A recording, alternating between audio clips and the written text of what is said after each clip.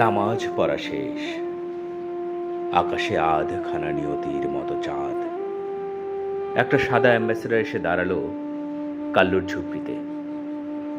জয় শ্রীরাম। কাল্লু বলল, জয় শ্রীরাম। ওরা তিনজন ছিল। কাল্লু, মন দিয়ে শোন, কাল ভোরবেলা তোর অ্যাকশন। এই নে, এটা রাখ তোর কাছে।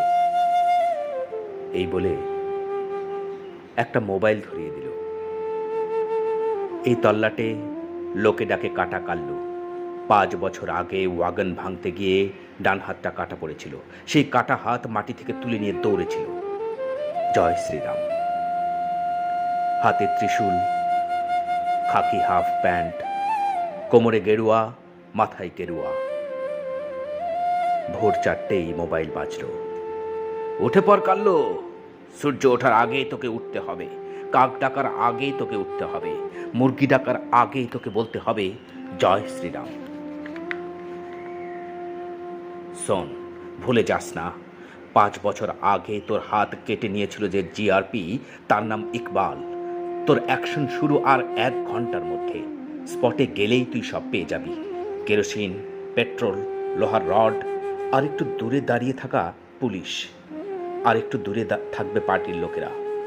পার্টির ছেলেদের থেকে একটু দূরে দাঁড়িয়ে থাকবে প্রশাসন, জিপ, রেড লাইট, অ্যাম্বাসেডর। এইসব দাঁড়িয়ে থাকার মানে তোকে বুঝতে হবে না। তুই এগিয়ে যা, আমরা আছি। 3 মাস ধরে আমরা এটা ছকে রেখেছি। যা, এগিয়ে যা। আজ তোর দিন। হাত কেটে নে। তোর একটা হাত কেটেছিল যারা, তাদের 100টা হাত কেটে নিয়ে লরিতে তুলে দে, ঘর পুড়িয়ে দে। তুই তো কোনো খারাপ কাজ করছিস না, তুই করছিস দাঙ্গা। আবার বল, জয় শ্রীরাম, জয় শ্রীরাম। তারপর কাল্লু আর মানুষ ছিল না। তারপর কাল্লু আর কাল্লু ছিল না। তারপর কাল্লু আর কেউ ছিল না। কাল্লু পেট্রোল হয়ে গড়িয়ে গেল। কাল্লু লোহার রড হয়ে ঘুরে বেড়ালো।